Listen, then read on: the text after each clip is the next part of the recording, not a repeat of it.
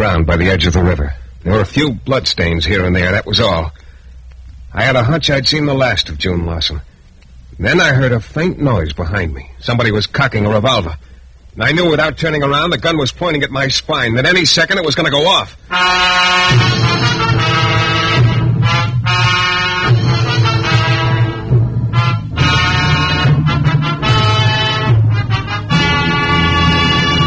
The New Adventures of Michael Shayne, Private Detective. Michael Shayne, reckless, red-headed Irishman, is back again in his old haunts in New Orleans. This is your director, Bill Russo, inviting you to listen to another transcribed episode which we call The Case of the Popular Corpse.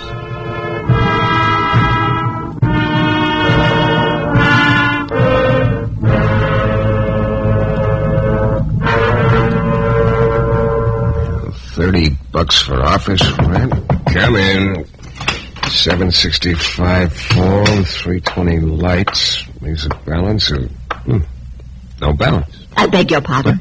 Oh, I'm sorry, ma'am. Here, have a seat. Thank you. I hope I'm not disturbing you. No, I was just balancing my books. It's a job for a tightrope walker. Oh, what's on your mind, Mrs. Miss Clarissa Howard. Miss Howard.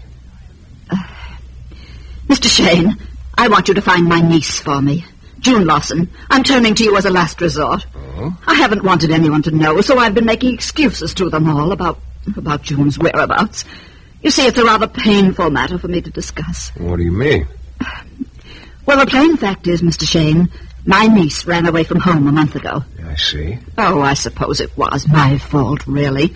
I should have made more of an attempt to understand her, but... Well, there's quite a difference between 55 and 29. More than just the years. Yeah. And that's made being her guardian a little difficult sometimes. You think June's here in New Orleans? I'm positive of it. You see, Mr. Shayne, June and I lived out in the country about 40 miles, near La Place. Oh, here's the address. I still live there, but a month ago she just left.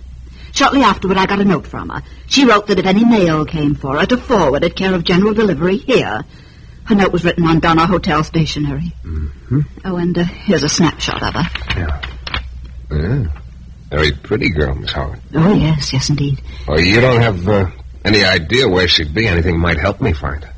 Well, she was fond of music and nightclubs. Oh, that's not much help. Yes, I know, but it's all I can offer, I'm afraid. She kept pretty much to herself, sort of strange and quiet.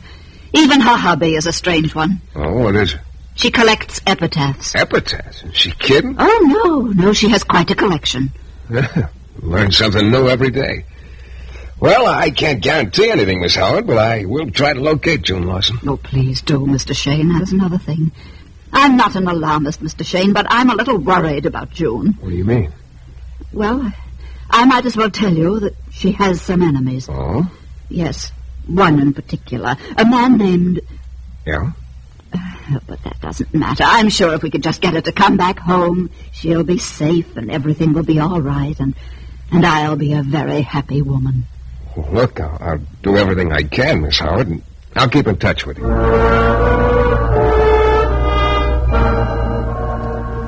She thanked me and left. A plain-looking woman with a loneliness about her that made me feel sorry for her. I sat there a couple of minutes looking at the snapshot of June Lawson. Nice.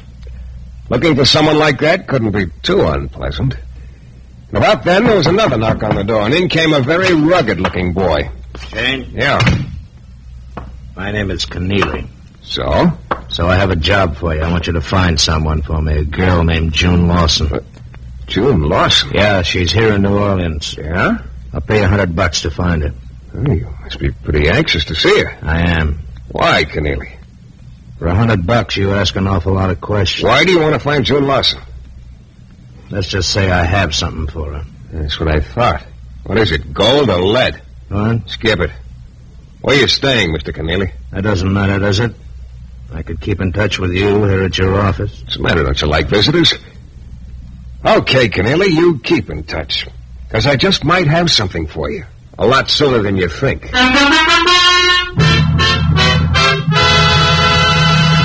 In a moment, we'll return to the new adventures of Michael Shayne and the case of the popular corpse.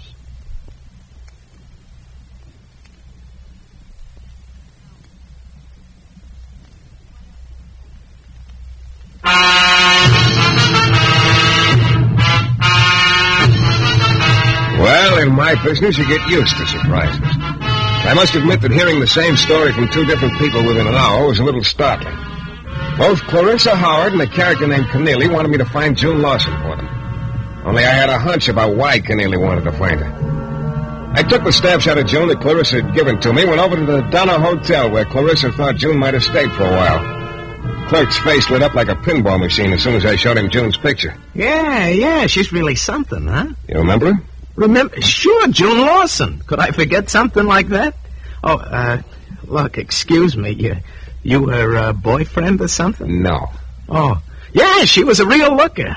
Sort of strange, though. How do you mean? Always kept pretty much to herself. You know, didn't give a guy anything in the way of encouragement. Yeah, I see. Of course, I was only trying to be companionable. Mm-hmm. Little girl all alone in the big city. You know, I figured she'd be sort of lonely. Yeah. But she couldn't see it that way. That's too bad. When did she check out? Check it.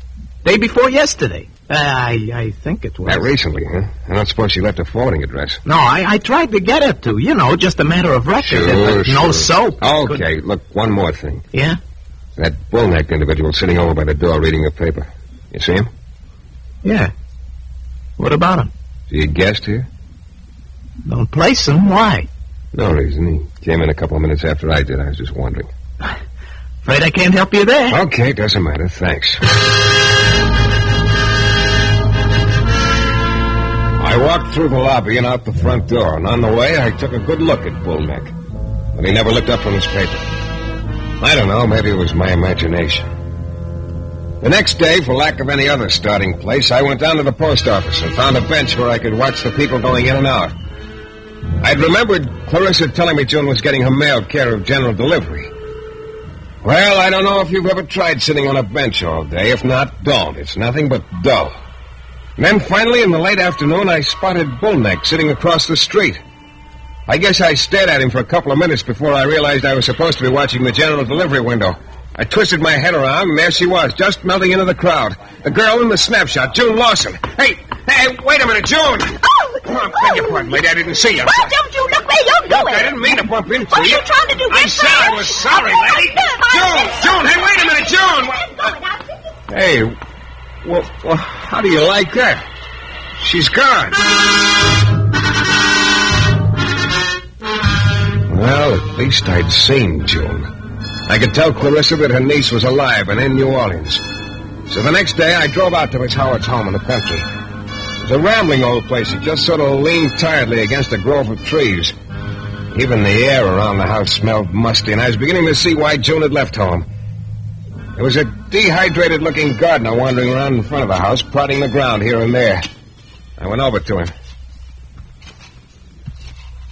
Pardon me, mister. I'm talking to you. Hey, is this where Clarissa Howard lives? This is where. Well, do you tell her I'm here, or do I knock, or what?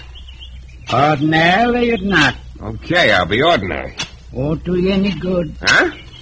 Ain't home. Oh.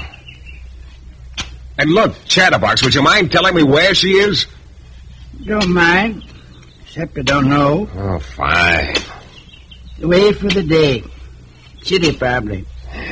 Well, okay. Oh, wait, you knew her niece, June Lawson, didn't you? Sure did. She ever say anything to you about where she was going when she left?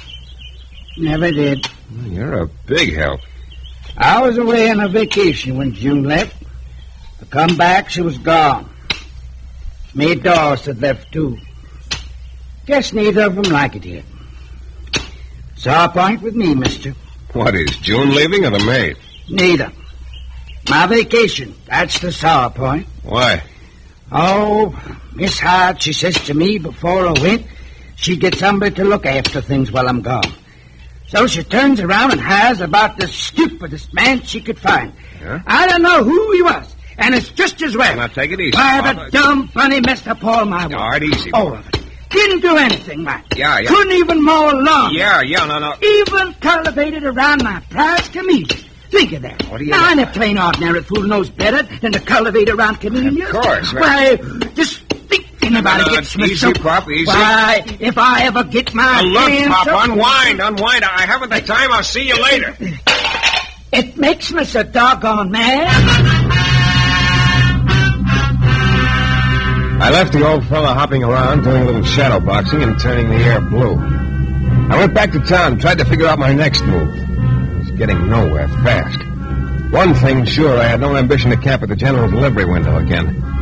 Then I remembered Clarissa had told me June liked nightclubs and music. Well, that was about as slim a lead as you can have, but it was better than nothing. So I started making the rounds of the night spots that had bands. Philippe's was first on the list. I put the snapshot down on the bar in front of the bartender. What'll it be, mister? This. Hey, that's nice. But not on the menu. I know. Ever seen it before? I'm afraid I haven't had the pleasure. Okay, thanks.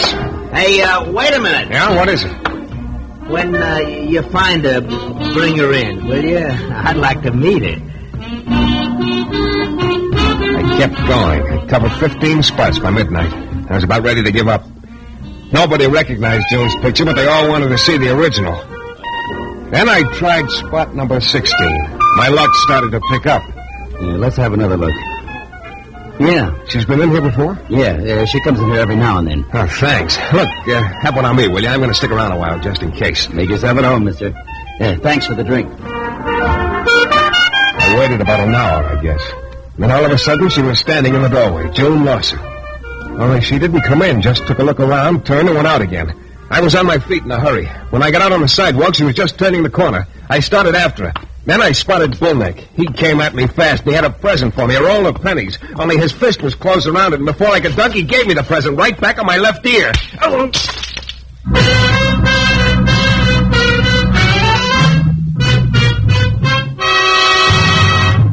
In a moment, we'll return to the new adventures of Michael Shayne and the case of the popular corpse.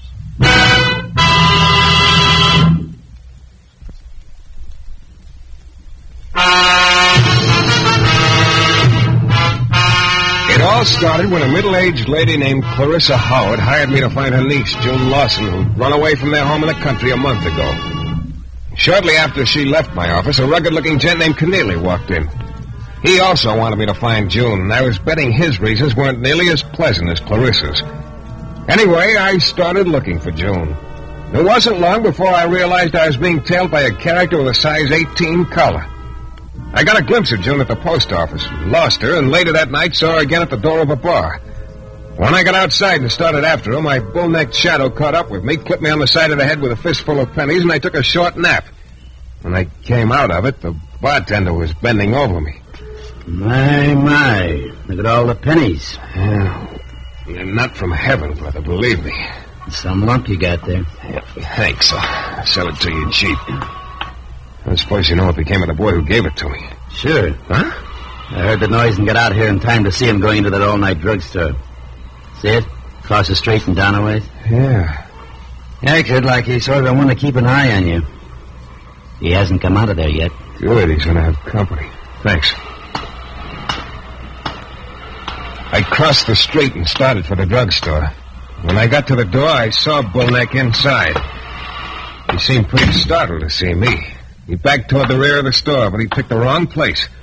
There was no way out. Get away from me, Shayne. We're going to have a little talk, Bullneck. I got nothing to say. We're going to change that.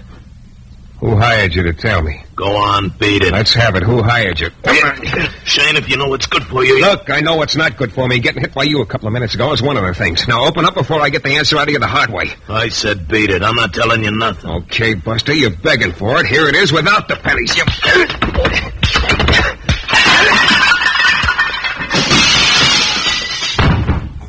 All right. Come on, champ. That was just the first round. Lay off, Shayne. Lay off. You feel more like talking now? Yeah. All right, who hired you to tell me? Go on, talk. Keneally. Keneally? What's his angle? I don't know. Come on, Bullneck, open up or we'll go round and round again. I'm giving it to you straight. I tell you, I don't know. Keneally hired me. That's all I know. Keneally hired me. Okay. I think maybe you better retire from active service, though, as of right now. Well, I was no nearer finding June than before. But squaring with Bullneck for the lump on my head made me feel a little better about things. I went back to my office, and I was pretty sure I'd seen the last of Bullneck and the boy who hired him, Keneally.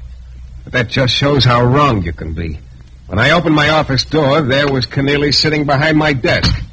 Hello, Shane.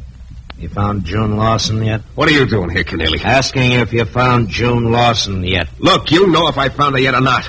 That bullneck baboon of yours has been keeping you posted. I don't know what you're talking about. No, of course not. Now listen, Keneally, I know why you want to find June. I'm not going to be a party to it. You'll never find her through me. I've told Bullneck to lay off, and I'm telling you. Now get out. All right, Shane. All right. But you haven't seen the last of me. That's a promise from me to you. But at the moment, I was more interested in bed than I was in Keneally's promises. So I went to my room and turned in. The next morning, I decided I'd better try again to see Clarissa so I could report to her, but she saved me the trouble. She was waiting for me at my office. Good morning, Mr. Shayne. I understand you came out to the house yesterday. Yes. I'm sorry I missed you. Have you found out anything yet? Well, I can't tell you where June is yet. Oh, I see. She's alive. She is, you're sure? I got a couple of glimpses of her. Oh, Mr. Shayne, that's wonderful. You don't know how happy I am to hear that. What a relief it is. You said June had an enemy. You started to name him, and then you stopped. Well, I thought it best not to say any more about it. I think we better. Is his name Keneally? Keneally? Is it? Yes, Mr. Shayne. I think you better tell me why he's looking for her, Miss Howard. Yes, I suppose I had. You see, Mr. Shayne, I've acted in a sense as June's guardian for some time. The periodic sums of money in her inheritance have always been paid to me. I regulated her finances. But for the last year, I received no money from the estate at all up north. June told me the inheritance had all been paid. You found out differently? Yes. June finally confessed that she'd been intercepting the money to pay Keneally. Blackmail? Yes. She wouldn't tell me why. Well, cheer up, Miss Howard. We're not licked yet. I must admit I'm fresh out of leads. Is there anything you forgot to tell me about her that might help? No, I can't think of anything. Wait a minute. You did tell me something that might help. You said June's hobby was collecting epitaphs. Well, that's right. That's the one thing I haven't tried, the cemeteries. Oh, but there are so many of I know, them. but it's worth a try, and I better get started. I'll keep you posted, Miss Howard. Who knows? Maybe we'll hit the jackpot with our last nickel. She left after that, and I made a list of the cemeteries that were noted for interesting epitaphs. And then I started off. I went from one to another with no luck. It was just a little before dark when I got to St. Louis Cemetery number 1. Way across the place, a couple of 100 yards away, I saw a girl walking among the crypts. I started toward her, and I was still more than 100 yards away from her when she turned her head and saw me. It was June. She didn't waste any time. She headed in the direction of the river, and fast. Hey, June! Hey, wait a minute, June! What for crying out loud? She's gone. Here we go again. I kept going toward the river, because I knew she'd have to be around there somewhere. It was getting pretty dark now. Finally, I got to the bushes near the bank and parted them. When I stopped, her hat was on the ground by the river's edge, and there were a few bloodstains here and there. That was all. I had a hunch I'd seen the last of June Lawson. Then I heard a faint noise behind me. Somebody was cocking a revolver. I knew without turning around that the gun was pointing at my spine, that any second it was going to go off.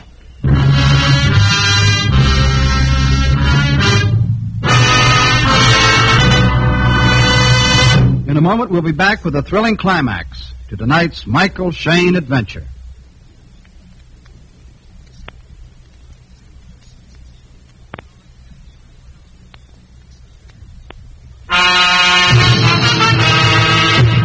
Well, there I was. June Lawson's hat in front of me on the riverbank and a gun behind me due to go off any second. I didn't even know who was holding the gun, but I didn't have to wait long to find out. Went a little too far, didn't you, Shane? Well, Keneally. Can't say I'm very surprised. You're gonna come with me, Shane, right now, and no tricks, or you'll get one right in the back. The way June Lawson did? Yeah, if you want to put it that way. You know, ordinarily, there's nothing I'd like better than to accept your invitation. Right now, I haven't the time. Shane! I was lucky. The light was bad. The slug plowed into the dirt an inch from my neck. I kept in the bushes and kept moving fast. A couple of times I could see Keneally walking along, outlined against the sky. Finally, I shook him. I went back into town, and all of a sudden, I realized I was near the bar where I'd gotten a glimpse of June the night before, so I dropped in. I sat there for quite a while. I was almost ready to leave and drive out to break the news to Clarissa when I happened to look up. I blinked and looked again. No, I wasn't imagining things. Sitting there at the bar, down near the far end, was June Lawson. Well, this time I didn't lose out. I got to the side door a step before she did. Oh, no. I'm leaving. Oh, good. We'll leave together. Come on outside. Here. Okay, this alley ought to do nicely. Now, come on, let's have it. What's this all about? I don't know what you're talking about. You know what I'm talking about. Come on, give, June. Why this hard-to-catch routine you've been giving me the last couple of days? Also, why the fake murder set up on the riverbank? Oh, look, I'm getting out of this deal. I'm washing my hands of it.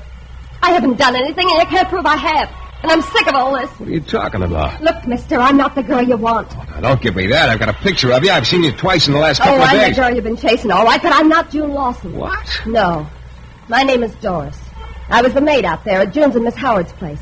Yeah, but what? Well, I'll tell you all I know, and that isn't much. I was hired to stay in town to let you see me, but not catch up to me.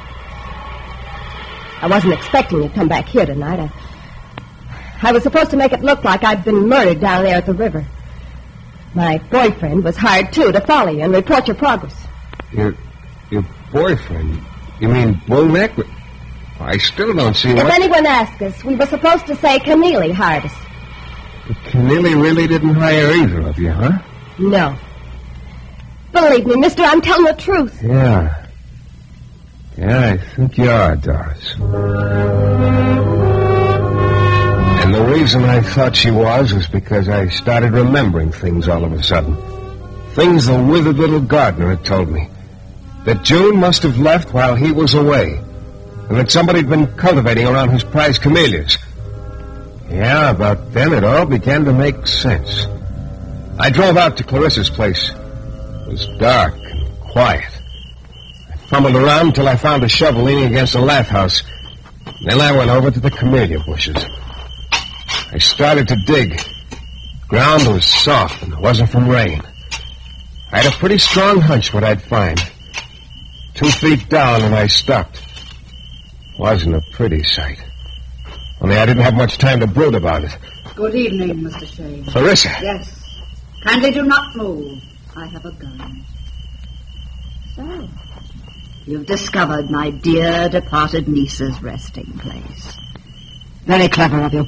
You killed the real June Lawson a month ago. It will be a month tomorrow. Very convenient of you to have dug your own grave, Mr. Shayne. Grave? Yes. You will rest in peace beside June there. Oh, wait a minute. Put down that shovel. Put it down! Come on now. Let's have the gun. Let's have it. That's better. Drop the gun, Shayne. Keneally. Yeah, Keneally. Oh, look. You won't get away this time, Shayne. No, you, Clarissa. I don't know what you're talking about, Mr. Keneally. Look, if you let me get a word in... You haven't time for many more words, Shayne. You killed my cousin. That's why you're going to die, too. Your cousin? Yeah, June Lawson. June, but... A little while ago, down on the riverbank. I missed you then. I won't miss you now. Look, you got it all wrong. Clarissa hired me... Yes, I know Clarissa hired you to kill June. I know all about Clarissa. I tell you, I don't know what You've been stealing the money from June for 2 years, Clarissa, from the estate.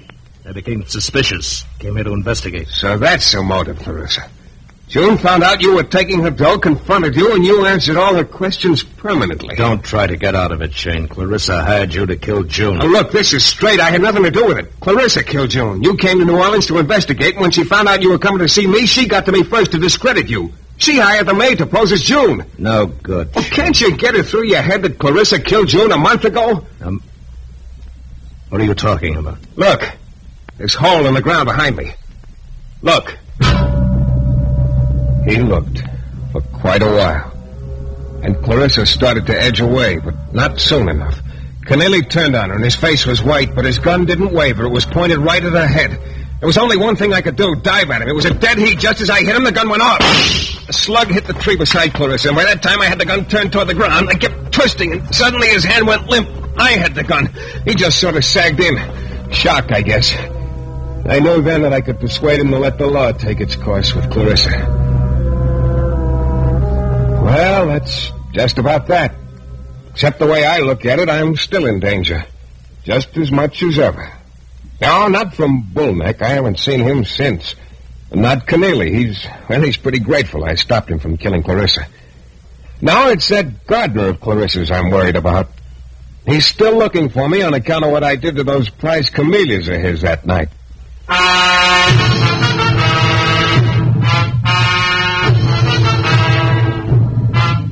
This is your director, Bill Russo, again. Our story is based on characters created by Brett Halliday and was written by Bob Reif.